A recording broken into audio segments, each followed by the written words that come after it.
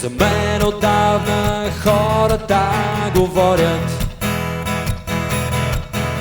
че вечно съм безпукната пара.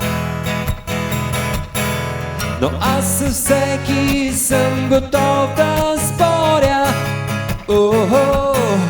Дали това е най-важно на света? Живея на последния етаж,